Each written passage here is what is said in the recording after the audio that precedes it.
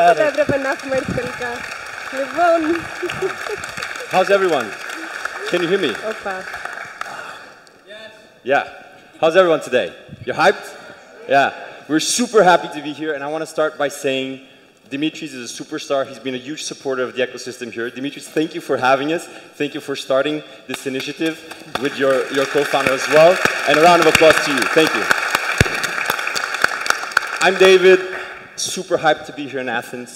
Andreas is my co-founder of the European VC. Andreas, you want to share with everyone why we're so hyped to be here today? To me, it's clear. We founded the European VC because we felt that we have to connect Europe more.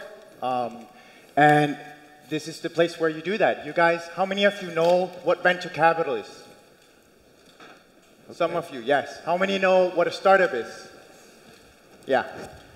Venture capitalists are the ones funding startups, and we want to democratize the access to this asset class. That's going to be part of what we talk about. And we want all of you guys to be involved with us. So this is going to be super awesome. It's going to be very, very cool. Some of you might be thinking, startup economy, a panel of investors. What the hell? Like, why? Right? We're used to talking with the founders, the entrepreneurs. Why are we talking with, you know, exactly, why are we talking with investors? Let me just start by saying these are not like hedge fund investors shorting GameStop and hoping to make a killing. These are tech investors. It's a special type of investors. And so, turning to our beautiful and amazing panel, thank you for being here, all of you. I'd like to start by Beautiful, asking... you mean that side, huh? No, that was for you. That's especially, that's Nikos. We have arranged them, so you have Nikos, then Denise, and then Joe. So that's around? Exactly. No way, okay. I'd like to start with challenging you guys to give us a quick intro. Let's try to keep it snappy, 30 to 60 seconds, but more importantly, why the hell should these people care about what you guys are doing? Denise, can we start with you?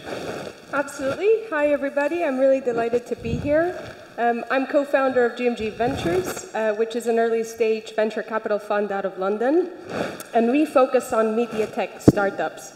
So that's companies that might be, they're very young, maybe up to 2 years old, very small teams, say up to 10 people or so. And they'll typically be building products using machine learning, like natural language processing or computer vision, or they might be in Web3 or in the virtual economy in some capacity. And so we'll invest in them, we'll work with founders, we'll invest in return for a minority shareholding, and then we'll try and help them and sort of stay on the journey with them after that. Awesome. And shifting attention to Joe. Joe, you've been in the main stage talking, maybe some people heard, but give us a quick rundown. Why should we care about what Joe is doing in the startup economy? Well, I founded Isomer Capital to support the European entrepreneur. So people with a lot of ambition and big ideas. And you know that on your phone, you have all these interesting things you can do. You can buy stuff, you can communicate with people, you can do all sorts of cool stuff. And all that starts with an entrepreneur and a bit of tech. And so I have multiple ways to do it, but what we know is that we're in this wave of innovation, and I created a firm to help those people do what they do. Because that product doesn't get to you without financing and without help. It takes a lot of people to build something. Beautiful. Nikos, you know what I'm going to ask, so take it away. Yeah, I will. Actually, I'm here because I represent the investment arm of Alatsko Family Office, who's Mariana Latsis' family office, actually. We are blessed that we can see both sides of the universe. We are already invested in very heavy assets and traditional businesses. But at the same time, we're trying to move to the future and building on what Joe said in order to be able to move in the future and help the ecosystem, the Greek economy, the Greek young entrepreneurs that we are very sensitive on doing. We have the luxury of being able to invest heavily and try to give them not only money, because I think that there's ample of capital all around. So that's the easiest part to do, but also know-how from concept to commercialization, solutions when they need to, any help they might need to in order to engage in the future. And the future, I mean, if you want to engage in the future business, it goes without saying that will build your future business on new technologies. So it's a very simple equation. Today's investing, new technologies, future business. And this is why I'm here, and this is what I'm doing, and we're trying to build it up as much as possible. And I have my team here, the great guy sitting there on the left. Thank you, guys. And it's definitely what drives us all sitting here. But I want to take it up a notch, and you know, let's make it tangible. Let's give real world examples that people can understand. Okay, what do we mean when we're saying like these kind of more macro strategic ways of presenting ourselves, right? What are the real world ways, tangible ways in which we're writing the history and forming the future? Joe, can I invite you to start with that one? Well, I can talk all day about that. I guess the way I think about it is in two parts or two types of businesses, kind of connecting with what Nikos said. One kind of business is helping existing companies be better, faster, and cheaper. So you have a shipping business, but there's a lot of inefficiency in how maybe containers are booked or how navigation is done or all kind of things like that. And software is really finding ways to make those assets, those big, heavy assets, work smarter. And that cuts across every industry. I mean, even the old ones now are being really revolutionized, like healthcare and education and government and so on. And I would call that kind of collaborative tech. So tech which is really helping lower cost, drive efficiency, increase speed. And that's everywhere around you. You can see it. And then the other one, which is kind of sexy and cool, so maybe you see it on the newspaper more, is the disruptive. You know, don't go to the bank anymore, do it on your phone, right? And so there's a whole range of disruptive business ideas, and some of them are really technology, like a new way of doing something, but a lot of them are really just putting together pieces of technology to do a new business model. You know, and they ride on top of the baseline of your phone is quite a powerful computer. So that lets the entrepreneur think, oh, if I have location data and a powerful computer and I can download you a map, I can help you get where you're going. I mean, as a simple example, right? Yeah. And so if you play that forward, so this is an investment that we've made just conveniently on the screen, and it has built into it location data. It knows where you are. And so entrepreneurs are out there running around figuring out, if I have this tech, what can I do with it? I don't know if that answers your question, but I think most things fall in those two buckets, collaborative and disruptive. And if I should add to it, I'd say, you know, this is something that I think people sometimes forget, that these are great ideas and you know, okay, it's a moonshot, all that we hear in the media, but in the beginning it's two guys who shows up with an idea at your doorstep and says, we think this is going to be great. And then they invite you guys to come on their journey. And I think that that's the important part. And they're not asking you to then say, okay, could you front my wage for 3 months or so, kind of try and see if this is something we can do. They come and ask for, as you said yesterday, millions of euros. And I do think that that is something that people need to understand, that these ideas are heavily funded right from the get-go. So do also talk to the very early stages and what it is that you're actually helping out with at that stage. But Denise, do add to what Joe said. No, that's right. So we, GMG Ventures invests at the seed stage, which is sort of the first institutional round. And founders will be typically raising, I suppose, from about $1 million, $1.5 million to about $4 million. And it's just as you say, you know, it's a lot of capital, and really what you're looking to do is build a long-term relationship with them, partner with them, help them, and kind of be on the journey. And in fact, the seed stage is typically one of a few subsequent rounds that they're likely to do. Eventually, it becomes too advanced for an investor like ourselves, and then investors like Joe might come in, or Nikos, in fact. And I guess what it's all about is becoming their ally, so seeing how we can be helpful in lots of different ways. It could be, for example, obviously supporting with a strategy, whether it's commercial or product.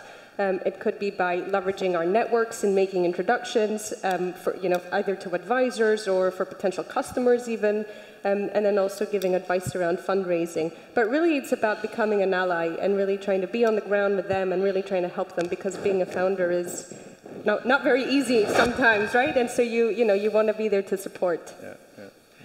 Nikos, please do take over. Yeah, I mean, we are again blessed with the fact that we are also entrepreneurs and businessmen, and we have our own businesses to run, and we know what it takes to take tough business decisions and managerial decisions when the time comes.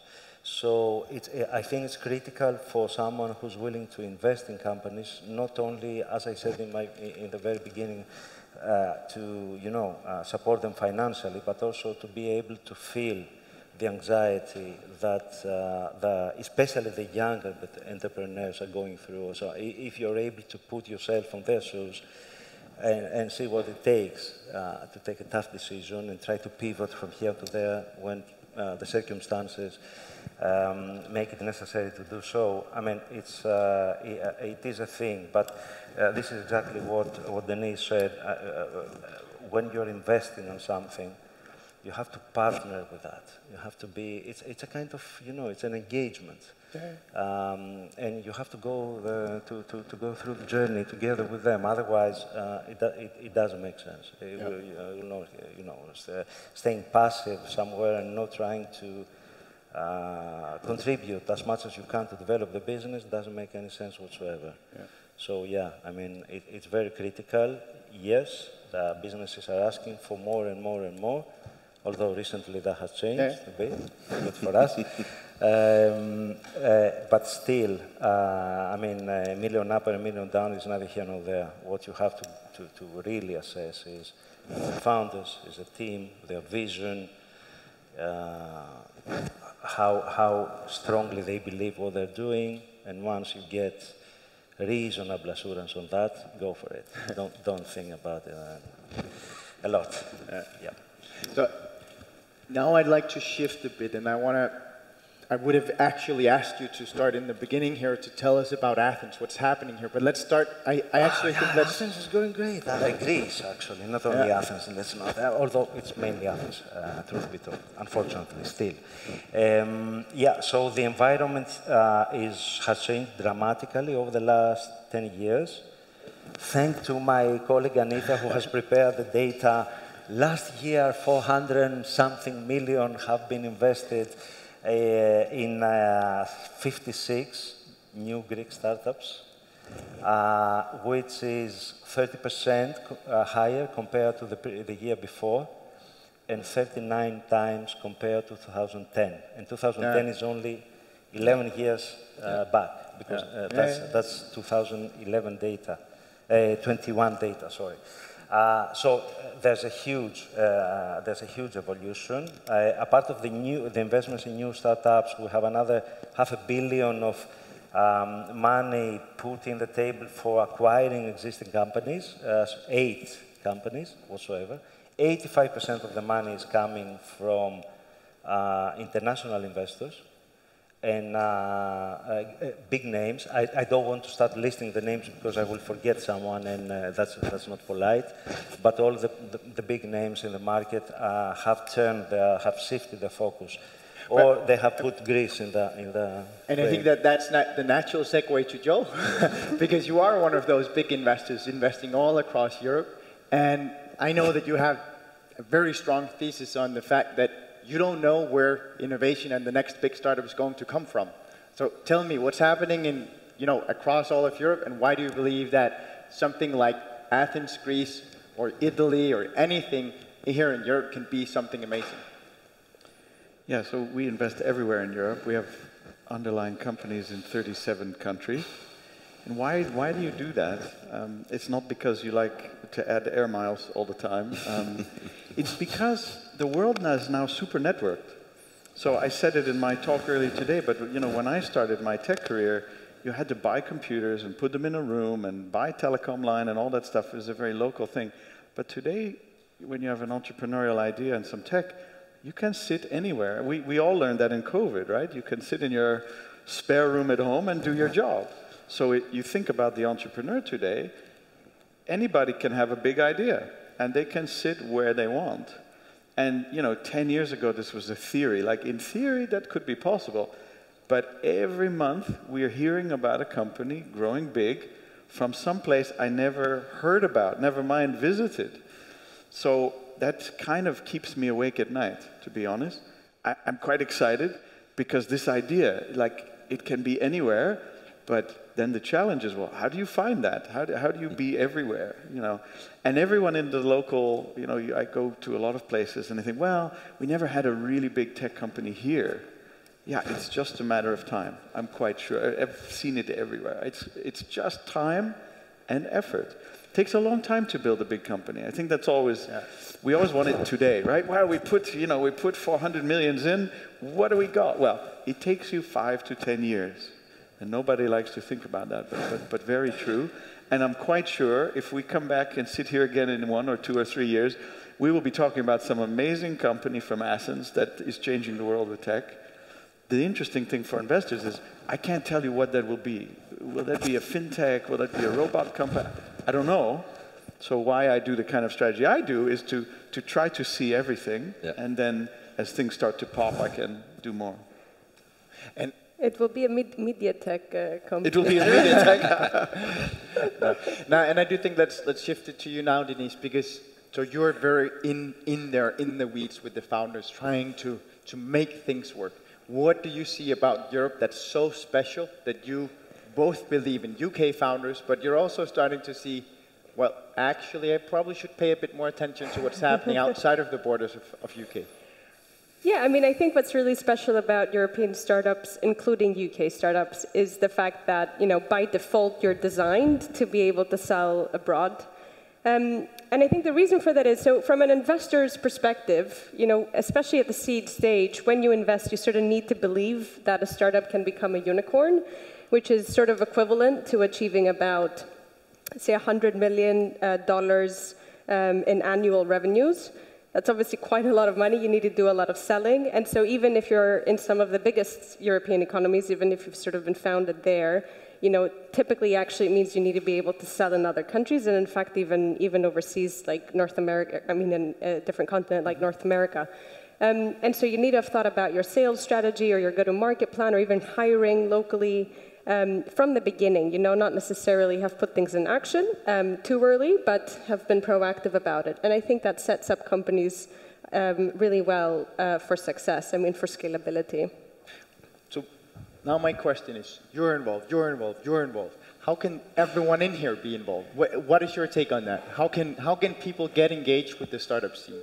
Yeah, I mean, I think, well, from a founder's perspective, if you'd like to get involved, so Joe in his talk said it really well earlier that, you know, the barriers have never been lower, despite even the current correction. And so there's a lot of capital accelerators, lots of resource. And I think culturally there's not just acceptance, but even enthusiasm around people becoming founders. And also becoming operators. There's real reward, I think, in joining a startup and seeing the product evolve. Yeah, so let's just get some nomenclature right there. So founder, someone who founds the company, an operator is an early employee. Exactly. I mean, startups need to be founded, they need to be built, they need to be funded. Yeah. The VC industry, I think, needs to do a lot more work actually around this, so becoming a bit more inclusive, a bit more accessible, but you know, there's real effort there. There's, you know, some funds have internship programs now, which is a relatively new thing, and you can be involved in VC in lots of ways, scouting, becoming an advisor if you have particular expertise. And so the industry's really opening up, and really, you know, my advice is just reach out, essentially. Be, you know, depending on your interest, become a founder. Certainly it's for you. It's for everybody, or it should be, at the very least. I love your perspective on us also, because you usually say this, that as a customer, and you said it in your speech as well, Joe, every time you're out there buying something, you can either choose to buy from the big companies that are already there, they're doing the same thing they've done for years, or there's typically also actually an alternative that's being built by someone 25-year-olds in a garage, and now something is really happening, you know. So you guys can all make that decision to be part of the startup economy by making those conscious decisions when you buy. I think that's amazing. But definitely, that's amazing. But I actually want to come back to something you said, Joe, because you have, correct me if I'm wrong, you have this interesting strategy where you're investing in the investors that then invest, and that leads you to have a humongous portfolio of startups. Why does that make sense, right? Why aren't you betting on specific? And you spoke a bit about the not knowing where the next big thing is coming from. But I think there's a fourth way people can participate in the startup economy, which is actually investing. And I want to use this as a segue to that. You know, why do you operate in such a manner? Well, in 2013 and 14, I was meeting a lot of entrepreneurs and seeing what they were building, the guys in the garage. And it was like, wow, you're building fast, you're building big. But I also understood this trend that they're everywhere, right? And I live in London, and I sit there in London. So how can I know what's going on in Athens and Madrid and Stockholm and Berlin? And, you know, there's, unlike the US, in the US you have Silicon Valley, which is the super hub, and you have New York and you have Boston, and that's 80–90% of that market. Europe's different. Europe, we have unicorns today, billion-dollar startups in 66 cities. Amazing, amazing, right? And so I think there's at least 30 cities that you need to know. And what do I mean by know? Be there and meeting entrepreneurs. So I had a clean piece of paper, and I thought, well, how could you do that? Well, what if I find the Denises? Denise is really having this focus and having this expertise, and she has eyes and ears in her market, and she's an expert. And so if I could find a way to partner with her and see through her eyes and participate, then that would be great. So that's what I've done. We've done at Isomer Capital. We partner with people all over Europe to really find the people who are the first money, who are in the garage. So we have now 1,500 garages in Europe. It's a lot of garages. With that logic, right? I don't know which one will be the next big thing. Maybe it is media tech. I can talk about that too. I think that's a super exciting area. I think we're all experiencing a bad time in media tech, if I'm really honest, because we're living in an algorithm world. So we got the internet, a lot of content, data went on the internet, but it's still not very good at searching. Like Google created a good way to search, but I don't know if you watch YouTube or you listen to Spotify or things like that, but what these algorithms do is try to give you more of what you like. So they're eliminating the discovery of life. I don't want to hear the same music I play all the time. I'll play it when I want to. I want to hear something that I have not heard, you know, or a restaurant that I have not found. So this is, I give you that challenge, Denise. Our world is reducing because YouTube's showing me the same stuff that I already bought or knew, right? It's a challenge to the audience. You've heard an idea for your next venture, perhaps, to start Any your entrepreneurs own in the house? No, but Yeah, so Denise will do the hard work helping you build it up. Joe will come in, get some extra money, and then the Latsko family office in the end will say, yeah, now we're ready to go. Is that the Basically, chain yeah, of that's this? the sequence, yeah. Actually, what I want to say is that this is, it's completely complementary, Yeah. what we're doing. Exactly, okay? yeah. That's why we have you guys At the on end of the day, stage, yeah. and I don't want to sound philosophical or emotional or whatever, I'm a technocrat, okay? I'm a finance, banking, hardcore guy. But what I've realized is that when you're about to invest in something, it has to do with your psychology, your emotions, your culture, your DNA, where you come from, right? And what you're here to serve. It's not only, you know, take, it's give and take. Yeah. So that comes from inside. So going back to your question, I would say that, yes, there are investments that you made out of pure financial criteria, but there are also investments that you do in order, like many of the things that we are doing, in order to support the Greek, let's say, because it happens to be Greeks, the family, ecosystem. And we strongly believe on that. So adding all these elements together in a market like that, in a market that comes with new ideas, fantastic ideas, day after day, and if we want to narrow it down to Greece, I will say that I'm very happy. What I realized over the last 10 years is that the main problem that the Greek startups were facing so far, which was the commercialization, the execution part of the thing, when it comes to the project, to the dream, to the technology to develop or whatever, brilliant. Execution, sub-zero. You go bust. Next day you go bust. That was for granted. But that has changed. And now we see unicorns, and this is why we are here, and then Denise is here, to help Joe to get the 5 or 6 next Greek unicorns, because we have 5 or 6 unicorns coming, aligned as we speak. All right? Yeah. So, Unicorns. For a nice fee. So, let me ask you something on top of that, because you're talking about Greece, but you're also active outside of Greece. And the same question that I asked Joe, I could actually ask you as well. So how do you think about it? How do you, Europe is huge and the world is even bigger, right? So how do you think as a family office? I love it. I think this is, I will not be political. I'm not a political person whatsoever. But I think the main benefit, the gift to us through the 10 years of the Greek financial crisis, the 10 years of financial crisis was almost 3 times or 2 times best case scenario compared to other European countries at the same level with us back then, is that we have realized that we can still conducting our business on the way that we want to, but we have to be extrovert now. So most of, as long as the family offices that I know are concerned, but also many funds, and we see what Greek funds, technology funds are doing today, is that they are also investing a part of their wealth abroad. So when you are diversified, at least geographically, not to mention across different sectors, that helps. That makes you more ready, if you wish, to accept larger investments in a territory that you feel that is shaking. And our territory was shaking for many years. And thank God we have done so. And now we can, not sit back. We never sit back. We can enjoy the return out of that effort. And I'm very happy about that. I'm honestly very happy. Not for us, primarily for our country. Yeah, definitely. And for the startup economy as a whole, I think, as well. It's super exciting. Let's go into something that I really like, which is putting you guys on the spot.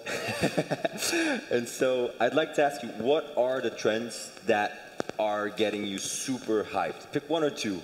And I think, let's start, Nikos. Can we start with you? Of course I will. Okay, I'll destroy now Denise's part. I'm sure about that. One thing that I understand that is totally untapped, not only untapped, actually it's treated unfairly, as we speak, the discussion we had yesterday, is the impact economy and impact investing. So far, sorry for ruining your part.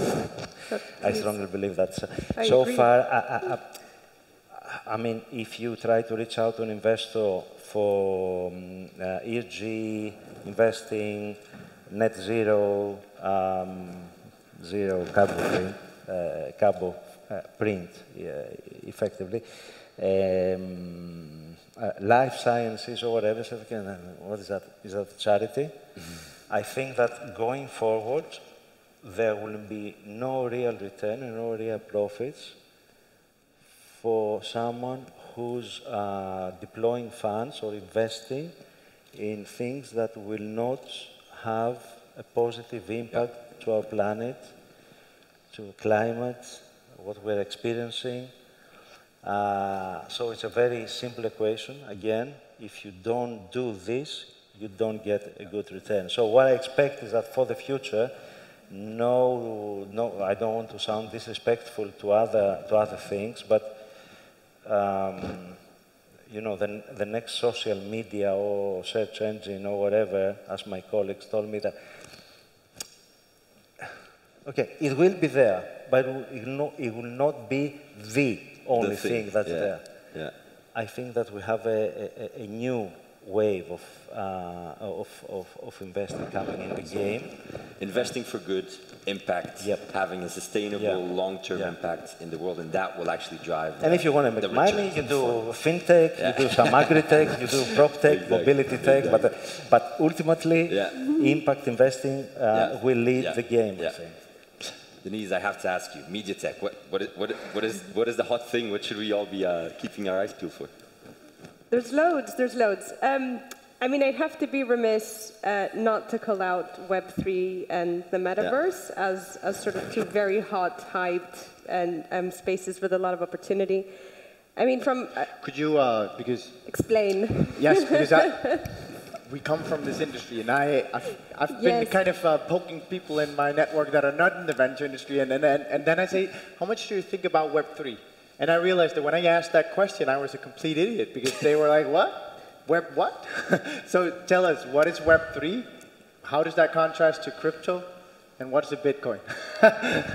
You know, take us through. I will not attempt to explain the Bitcoin. Let's stay away from this. Well, Web3 is sort of the next iteration of the web. So Web 1 was sort of the read-only web. Web 2 was sort of the social web as we know it. And Web 3 is the web powered with blockchain. And the reason it's exciting is because essentially it extends the plumbing of our infrastructure and our connectivity to make it easier to monetize. So Web 2 and Web 1 don't have the tools to make monetization easy. Content historically has been very undervalued. And there's also been a lot of centralization when it comes to data and control of data and being able to build those recommendation engines that Joe alluded to and the rest of it. Whereas Web 3, because of its nature, because it's on blockchain, it can be decentralized. It can have a very different community engagement, user engagement mechanism powering it. And obviously tokens, depending on how they're used, can also facilitate payments and monetization in new ways. Joe, can I just push it to Joe? Because you said decentralized, and you said push it to the edge and monetize and all kinds of things. Joe, you're the master of simplifying things. Please tell us just Web3, crypto, in simple terms. How do you view it? It helps to be a simple person, I guess. Yeah, that's why I... Well, blockchain technology is allowing robust, secure transactions to be done without a central authority. That's kind of the basis of it. So think about a stock market. You can buy a stock because there's a central authority that runs the computer that says, you owned it and I paid you and now I own it. And the idea behind blockchain is, well, we could use cryptography and mathematics to do that in an automatic way. Basics, right? And on top of that, you can build all kinds of interesting applications. And my belief is we don't yet know what the really powerful uses of this will be. So imagine you don't need anymore a stock market that's national, but rather stocks could be traded around the world 24/7, fully automated. Just one example, right? But you can build many things on top of it, including using cryptography, other types of things. You're hearing about NFTs and digital assets. And so you could say, hey, Nikos, you know that building you own in the center of Greece that's so beautiful? Why don't you not own it anymore, but we'll create, we'll tokenize it, and we'll allow everybody in this room to buy a piece. So blockchain enables that and manages all of that.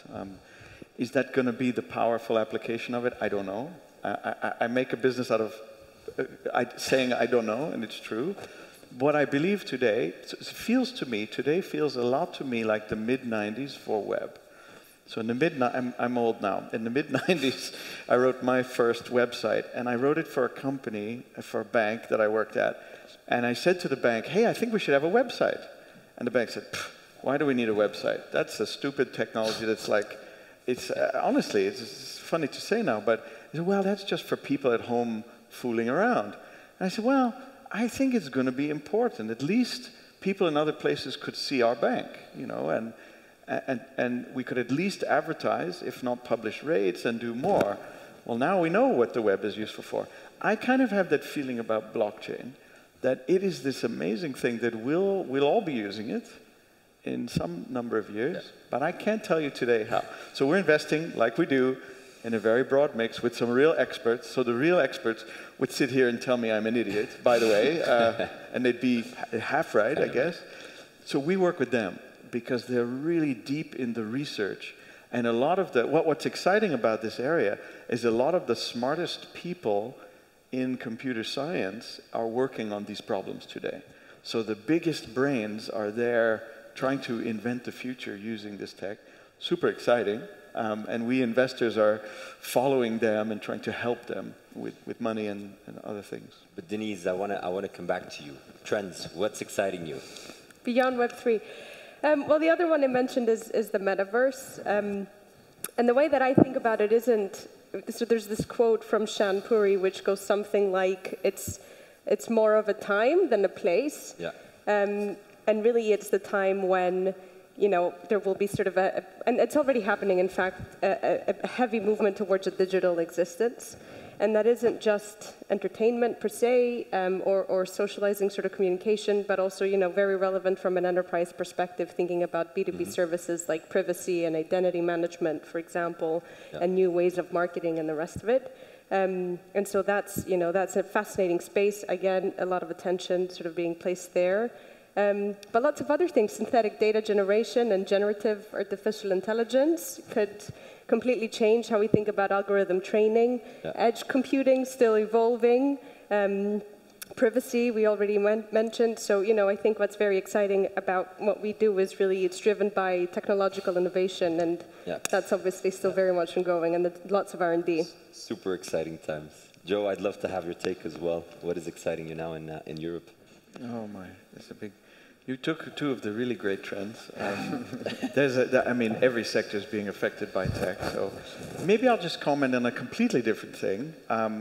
Yesterday, there was a new report published by European women in VC, and it was a report analyzing the participation of women in technology startups and in venture capital. And it says what you probably would expect it to say, not enough women. And this is interesting to me because it's the right thing to equalize the playing field, but also the economy suffers from not having a full participation of women. So what we're basically doing is we're running around trying to find smart, ambitious people, but we do have this bias toward a certain look and feel of smart, ambitious people. So we sponsored that report, and I'm proud to be part of it because I think we're missing a whole bunch of smart, ambitious people that are not participating. And one big group we're missing is more women being able to participate here. Women think differently about things sometimes, and that's powerful, and we need to capture that, and on an economic basis, we will prosper more.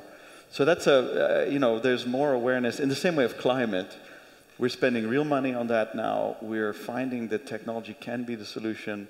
So I think in this area of opening up entrepreneurship to everyone, that's how you get really big outcomes, and that's, we need to target the areas like the gender gap where we need to fix that. So that's, not a sector trend, shall we say, but a different and important trend, I think. As we approach the last bit of this panel, I'd love to ask one of my favorite questions that we ask on our podcast. To people who don't know us, we interview VCs every week, 2 times a week. It's all we do. We live for it. And one of my favorite questions is, what is the most counterintuitive thing you've learned whilst a tech investor? Right? And Joe, we have asked you this question, and so I'll give the other panelists some time to think about it, and I'll go straight to you. Oh, I have to go. Oh, damn it. Well, I'm gonna steal an idea from Nikos, if I may. You said it earlier, but and it's a myth that startup ideas are what matters. In other words, that big tech companies come from a great idea. Like, I have an idea and it's better than your idea, and that's what will make it. And that's not true. Because whatever idea I have today, or you have today, or you have today, I promise you there's somebody else having the same idea in another country, in another city, whatever. And this is counterintuitive, right? And particularly amateur entrepreneurs. They say, well, I'll tell you my idea, but don't tell anybody, you know. The value is not the idea. The value is the execution. And that's what you said. So what matters is, what can you do with that idea? Because ideas are cheap. They're everywhere, all the time. And the more beers I drink with you, the more ideas we will have. Some of them good, you know. But you must then find a team which has the motivation, which has the skill, that can bring that idea to the world. And that's what matters, the execution piece. Yeah. We're supposed to be myth-busting, right? Yeah. So I think one myth is it's all about the idea. Of course, it's a little bit about it. So true. Yeah. Sorry, I'm stealing your point, maybe. No, I mean, you made the point in a much better way than I was trying to do. So. Nikos, what about yourself? Since you started I'm investing in start tech? counting and, stop tomorrow morning or something. But I would say that when you enter this arena, that space, usually you are carried away from advanced technology, deep technology, AR, VR, all kinds of acronyms. Most of the people don't even recognize what it stands for. But again, thinking a bit counterintuitive, I would say that the most successful ideas, having successfully being executed, I mean, not as an idea per se, are the ideas that serve a daily, a real need of people. So we all love deep technology. I understand like 20% of a presentation when they're presenting me like deep technology, like AI, whatever. We made money out of it, by the way, but I still don't get it. I still don't understand it. It can be great, it can be bad. My judgment or my professional opinion or experience does not allow me to have a full view. But that's okay, I can live with that as an investor. But what I've realized is that the ideas that, you find an untapped market that serves a real need, a daily need, that will fly. So I have been a strong believer, or I'm opinionated with fundamentals. When you want to analyze something, go back to the fundamentals. No matter what the technology is, no matter how advanced it is, no matter if they send, I don't know, rockets on the outer space, I wouldn't care less. What does it serve? Yeah, and to frame it as a counterintuitive learning, right? The learning is it's not about the idea, it's about the problem. It's about the problem, and I will quote Captain Jack Sparrow, Pirates of the Caribbean. The problem is not the problem is your attitude towards the problem. Okay? Which leads us to execution. Which means execution, exactly. So it's all about execution, and do it for something, do it for a reason. I mean, okay, but we're all fascinating with advanced technology, but can we serve our daily needs first? And in parallel, we work towards that. So good diversification of your portfolio, and make sure that you are covering, because this is our job, everybody's job, I think, we're covering the whole spectrum of needs. So we have execution, we have focus on the problem, Denise, you have the tough challenge of now coming up with a third one that's insightful. Well, first, I agree with both. I guess a third aspect would be focused on your team. So, it comes down to the people, obviously the founders, which have the toughest job and need to be determined, but also be adaptive to changing market conditions and customer feedback and the rest of it. But also they need to be able to hire amazing talent around them and inspire them, and they all sort of need to work together in order to really scale. And so we shouldn't forget about that. Yes, there's exciting product. Yes, sort of solve a real problem, but then also, you need to have the right people around you, I think. That's amazing. So now we've got, I've got a counter here. It says we have 2 minutes left. So now, explode? We will be catapulted out of here. It's one of the startups that Joe has invested in that catapults stupid speakers out of their chairs. No, so final thing is for you guys to give everyone in this room and at home one concrete advice about how they can get involved in this venture world, either startup, founder, however. Joe, let's start with you. How can people get involved? I'm still thinking about what they said a minute ago. Can I add one little thing? Of course, we've got 2 minutes, 1.5. No, really practical matter of what, if I combine the two thoughts that you had. So what it means for today's entrepreneur is if you focus on the problem and you get a good team, you must not sit in your laboratory or your office for 2 years building something you think is interesting and then take it to the market. You must get to a customer as quickly as possible. I mean 2 months, 3 months. You go to a customer, Because it doesn't matter if I think it's a good idea, and it doesn't matter, frankly, if you think it matters if the customer thinks it's a good idea. So I love what you said. Is there an audience for that? Sorry? I say, is there a market? Is there an audience? I mean, a customer Precisely, base, because if a potential? customer is having that pain or that problem and you could solve it, you have a business. However, you can sit there all day and thinking, oh, I'll build a beautiful tech and whatever. So how can people get involved? Support, either do a startup or support the people around you doing startups. Maybe you have a nephew. Maybe you have a friend. Maybe you are an investor. There's a lot of ways you can really support people who are trying to build something. Entrepreneur life is hard and it's lonely. We don't talk about that. It's very exciting and sexy, but it's very difficult as well. So give whatever support you can to your friendly neighborhood entrepreneur. Denise? I'd say don't be a perfectionist. If you want to be a founder, upload your product on Product Hunt, for example, while it's still early, and be brave and don't be shy, and you can always, failing's fine, and you can always try the next thing afterwards. Nikos? I would say it takes 2 or 3 or 4 to tango, or to dance at the dances. So, okay, for the founders or whatever, but whoever can, help the system to progress, could be a mentor, could be a professional, could be someone who's very good on IT or someone who's very good on marketing, whatever. Join the groups that we have as we speak, or the ones that will be created in the future. I'm sure that they will be created because the ecosystem is flourishing, so we will go along and try to teach the teams how to perform and to transform an idea, a dream, to a commercial product. So there are many levels of all of us trying to, support the system and help the system to progress, not only financially, in all kinds of... I have this dream that we will, as a culture, just as we have baby showers, we'll have people that do company showers.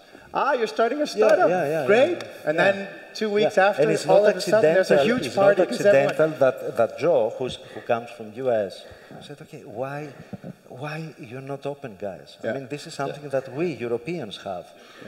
In US, the model is totally different. You open up your plans and you discuss with your competitors the problems you are facing on developing an algorithm, if they can help you at all whatsoever.